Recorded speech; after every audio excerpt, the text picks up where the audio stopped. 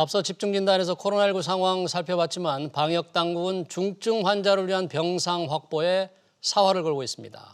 행정명령까지 발동된 상태입니다. 이런 상황에서 일찍이 병원을 통째로 내주며 전국에서 첫 민간 코로나 거점 전담 병원으로 지정된 곳이 있죠. 바로 평택의 박예병원입니다.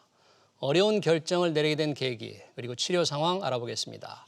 박예병원의 김병근 원장 전화로 연결돼 있습니다. 원장님 안녕하십니까? 네, 안녕하십니까. 네, 지금 병상이 모자라는데 병원을 통째로 내주는 쉽지 않은 결정을 내렸습니다. 그리고 코로나 전담 병원으로 이제 지정이 됐는데 이 거점 전담 병원이 되면 박예병원이 어떤 역할을 어떻게 하는 겁니까?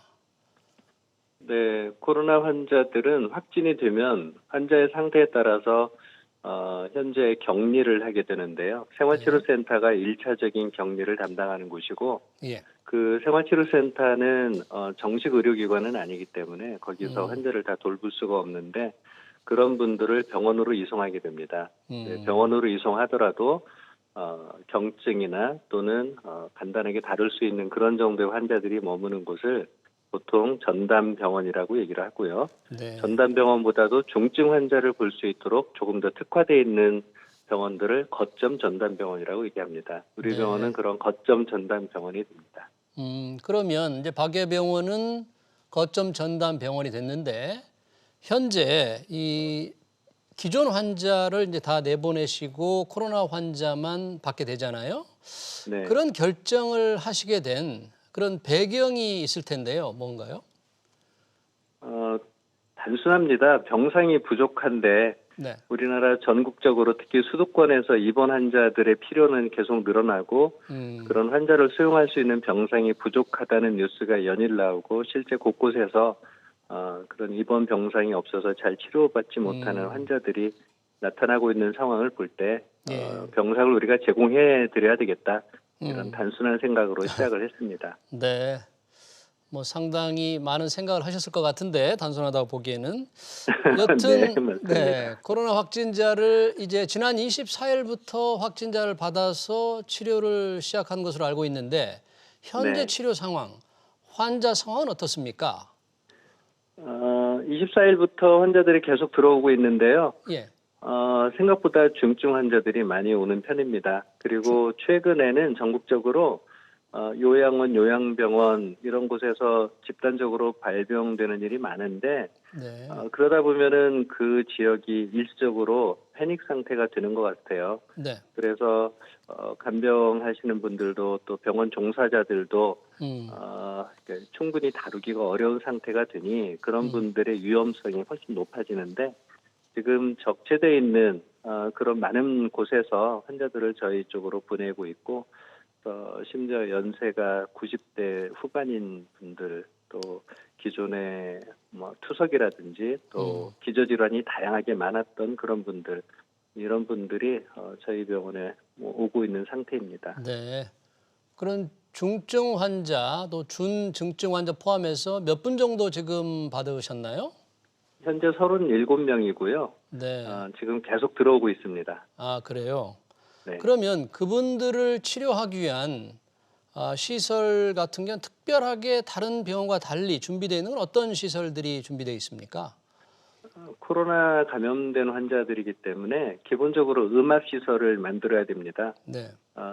완전 폐쇄된 음압 시설을 저희가 공사를 통해서 하기는 어렵고 그렇지만 이동형 음압기를 통해서 실질적인 음압 병상을 만드는 게 가능하거든요. 그래서 네. 병원 전체를 모든 병실 공간을 음압 병상으로 만들고 그중에 특히 환자들이 머무는 공간은 완벽한 음압실로 그리고 일반 직원들, 의료인들이 머무는 공간은 환자들과 공간에 완벽한 차별을 두고 또 그 둘 사이에 이동할 수 있는 통로는 저희가 전실이라는 개념으로 거기도 마찬가지로 음압실로 구성이 되는데 직원들이 안전하게 환자들을 돌보러 들어가고 또 안전하게 빠져나올 수 있는 그런 시설을 갖췄습니다. 약 네. 10일 좀 넘는 기간에 걸쳐서 거의 한 200~300명의 인부가 24시간 매달려서 공사를 했습니다. 그러니까요. 10일 만에 그렇게 공사를 하기가 굉장히 어려울 텐데 전체 네. 병상이 220개죠?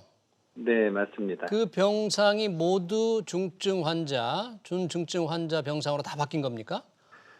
저희가 내부 시설 공사를 하면서 병상 수를 조금 줄였습니다. 그리고 음, 이 감염 환자들이기 때문에 일반 다른 병원들에 비해서 병상 간격을 굉장히 넉넉하게 띄워서 실제로는 140병상만 만들었고요. 네. 그중에 중증 환자를 치료할 수 있는 중환자 병상 20개, 그리고 음, 준중증 환자 병상 80개, 그리고 음, 나머지는 고위험군 일반 환자들 이렇게 40개, 전체 140개를 준비했습니다. 네. 그러니까 220개를 140개로 이렇게 중증 환자 병상으로 만들었는데 지금 계속 환자들이 네, 들어오고 있으면 네. 곧 병상이 다 찰 수도 있겠네요. 네, 다 찰 수 있는데 네. 관건은 간호사 인력들입니다. 아, 간호사들이 충분히 모집이 안 되는 상태인데 네. 전국적으로 간호사들 수요가 워낙 많다 보니까 대형 예. 병원이든 또 그렇지 않은 병원이든 그래서 현재 간호사들 중에 네. 많은 분들이 지원해 주셨으면 합니다. 근데 간호사분들도 다른 병원도 다 각자 진료로 바쁘기 때문에 이 그렇죠. 평택의 파괴병원으로만 올 수가 없지 않습니까? 어떻게 그러면 네. 간호사를 확보하죠?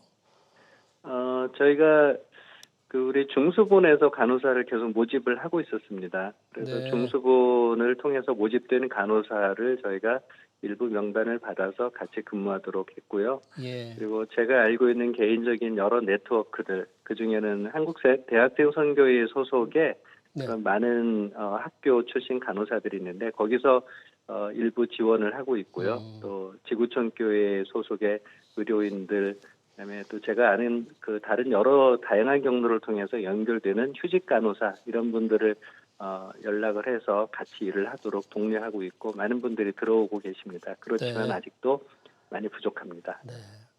간호사도 부족하겠지만 의료진 인력은 어떻습니까? 식도 의사분들은.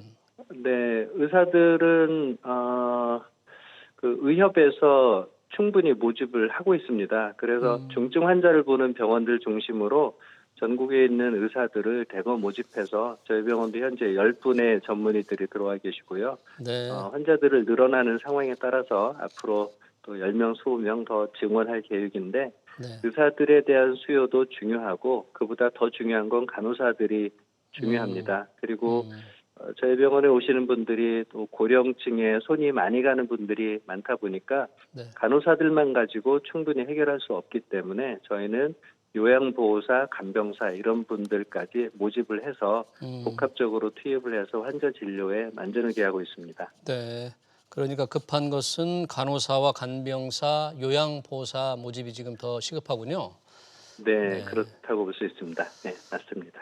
지금 기존의 220개 병상을 140개 중상병원 병상으로 옮기면서 가장 힘들었던 점, 또 이렇게 바꾸면서 문제가 됐던 점은 혹시 없었습니까? 어, 병상을 바꾸면서 문제가 되는 건 음. 없었습니다. 네.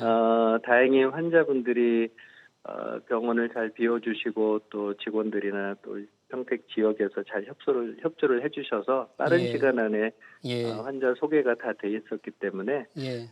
병원 건물 완전히 텅 빈 건물을 공사를 해서 그 예. 공사하는 과정상에선 특별한 음. 문제는 없었고요. 네네. 성숙한 시민 의식이 많아서 그런 건지 네. 크게 반발하거나 민원이 많거나 그러진 아, 그래요. 않았습니다. 그러니까 기존 환자들에게 좀 이동을 요청했을 때 뭐 반응이 네. 그렇게 바로 수용을 하는 그런 분위기였습니까? 네, 대부분은 음. 흔쾌히 수용해 주셨고요. 네. 정말 너무 감사드립니다. 음. 물론 불편을 호소하시는 분들도 있었고요. 네. 나는 박예병원밖에 모르는데 어딜 음. 가란 말이냐라고 하시는 분들도 있었습니다. 예. 음. 그리고 그렇게 표현을 차마 하지 못할 수밖에 없는 많은 외래 환자들, 네. 연인원 뭐 20만 명 이렇게 되는 환자들이 있는데 예. 그분들은 저희가 병원을 잠시 문을 닫습니다. 코로나 환자만 봅니다라는 얘기를 직접 일일이 다 할 수가 없었거든요. 예. 오히려 그런 그렇죠. 분들에게 제가 이 시간을 빌어서 음. 양해를 구하고 또 송구한 마음을 전하는데요. 예. 평택시에서 시민들을 대상으로 몇 번에 걸쳐서 문자로 알려드렸습니다. 음. 전담병원 또 거점병원을 한우로 일반 환자들은 당분간 다른 병원을 이용해 주십사 이렇게 요청드렸는데 네. 대부분의 환자들이 흔쾌히 따라주시고 네. 이번 환자를 또 중증 환자를 돌보는 박예병원의 현재 취지 또 앞으로의 어떤 상황에 대해서 흔쾌히 동의해 주시고 지지해 주시는 것 같았습니다. 감사드립니다. 이게 박예병원 같이 자발적으로 이 거점 전담 병원으로 바뀌는 것은 뭐 좀 쉽지 않은 일이지만 네. 병상 부족에 좀 미리 대비해서 국공립병원을 진즉에 좀 활용했어야 하지 않나 하는 그런 아쉬움도 있었는데 어떻게 네. 보십니까? 그거는 굉장히 복잡한 문제입니다. 왜냐하면 국공립병원이라 하더라도요. 그 네. 병원에 단골 환자들이 있고 어, 또 단골 환자가 찾는 단골 의사 또 특화된 의료 서비스들이 있는데 그것을 다 무시하고 코로나 전담병원으로 100% 전환하는 것은 그쪽을 이용하는 환자들에게 굉장한 차별이 될 수가 있거든요. 그래서 예. 단계적으로 차근차근 역할들을 다양하게 나눠서 3차 병원은 3차 병원의 역할, 그리고 2차 병원이라든지 또 의료원이라든지 이런 데는 또 그 나름대로의 역할, 그리고 저희 같은 민간 병원들도 이런 비상사태에 대해서는 그 정식 네. 정부 정부의 정부 네. 보건당국과 서로 예. 긴밀한 협의를 통해서 병상을 어떻게 분배하고 환자들에게 적절하게 서비스를 할 것인가 그렇게 네. 논의를 평상시에 해두고 예. 그리고 이런 비상사태가 생겼을 때 그 논의한 대로 실행을 하고 이러면 앞으로 좀 더 유연하게 대처할 수 있지 않을까라는 생각이 들고요. 기존의 국공립병원들이 모두 다 네. 이런 코로나 전담병원이 되는 것은 그쪽 병원을 이용할 수밖에 없는 지역 음. 주민이나 또 일부 계층의 환자들에게는 굉장히 불리한 상황이 됩니다. 그렇군요. 종합적으로 생각을 해야 될 것 같습니다. 이런 비상사태는 민간 병원의 동참이 이제 필수적이라는 그런 말씀이신데 좀 원활하게 네. 하기 위해서 정부의 지원 같은 경우는 좀 어떻습니까? 어떻게 평가를 하고 계십니까? 그 어느 때보다도 잘 하고 있습니다. 그렇지만 이런 감염병이라든지 또 네. 재난 사태와 같은 그런 질병 상황이 앞으로도 계속 생긴다는 그런 예측들이 곳곳에서 있기 때문에 네. 이참에 제도를 잘 정비했으면 하는데요. 네네. 민간 병원들의 참여에 있어서 가장 불안하고 또 마음 숨이 많이 가는 곳은 결국 손실보상 부분인데요. 그렇죠. 이런 손실보상이 정확히 제때 이루어질 수 있도록 체계화하고 매뉴얼화해서 그것을 일선 병원에 미리 고지하고 알게 해준다면 모든 사람들은 다 그렇잖아요. 특히 그렇죠. 경영자들은 예측 가능한 진료가 가장 중요한데 네. 예측 가능한 경영을 할 수 있도록 하기 위해서 민간 병원이 이런 감염병 전문 병원 또 감염병에 대한 거점 병원으로 이렇게 전환했을 때 어떠한 절차와 방법에 따라서 보상을 하고 그다음에 다시 일반 병원으로 재전환할 때 네. 그때 어떤 병원들은 금방 회복이 되겠지만 회복이 네. 제때 안 되는 것도 있을 거거든요. 그렇죠. 네. 그러면 현재는 우리 보건복지부에서 예전에는 이런 손실보상을 회복기에 2달 정도 유지하도록 했다가 6개월로 변경을 한 바가 있는데요. 네. 6개월 동안 회복이 안 될 가능성을 염려하는 병원장들께서 충분히 그럴 수 안심할 있겠는데요. 수 있도록 네. 예.